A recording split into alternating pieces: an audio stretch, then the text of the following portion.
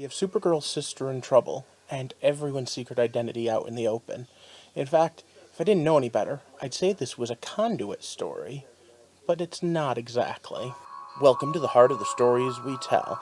My name is Rob, and tonight I will be reviewing episode 19 of Supergirl, Alex. In tonight's episode, the whole thing revolves around a plot of someone who's a mastermind, something that we don't get a lot of. Yeah, the B plot also had something going on, but right now I want to focus on the fact that they knew what Martian Manhunter was capable of, they knew what everyone was capable of. It was a Lex Luthor-style story, or maybe a Kenny Braverman one.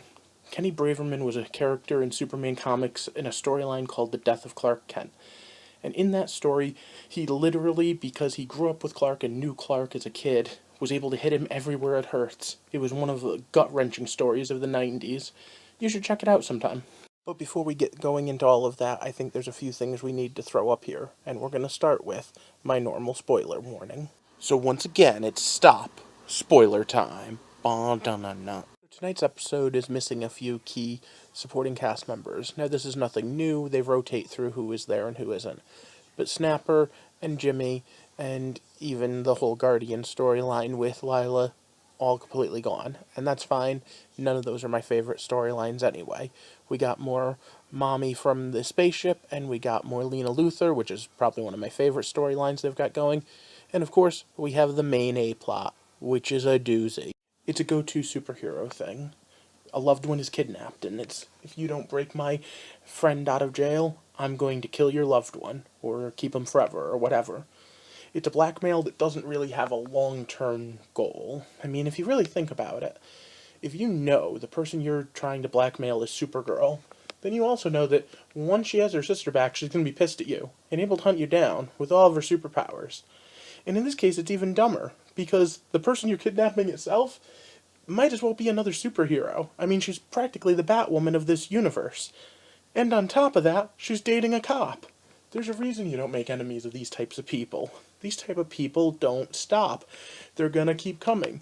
Unless your end game is shoot Supergirl with kryptonite, shoot Mon-El with whatever would kill him, burn Martian Manhunter. And I mean, he even planned for Martian Manhunter's shapeshifting. So he knew what he was getting into. How did he not know this doesn't end well for him? Played straight, we pretend that they're going to get away with this somehow. And Alex is kidnapped. And it was actually a pretty decent way, the way he figured out the secret identity. It kind of makes everyone else look like morons for not figuring it out. I always wonder why everyone in Smallville doesn't know Clark's identity. But okay. On the other end of the story, we have Lena Luthor making a deal with Mon-El's mom. And you know what? The two of them sitting and drinking wine over dinner was actually a pretty heartfelt scene, especially since both of them were actually being kind of honest, and both of them kind of need friends. Of course, we had to have that classic, I have to call you back, because something in the A-plot means I can't help with the B-plot, and even though it would just be a minute or two of my time to totally alleviate this whole problem, but that's okay. We also have a new character that shows up who's as good at doing everything on the computers because he's able to think through. In fact, that's the most unbelievable part of the episode. Not predicting Martian Manhunter, predicting the tech genius.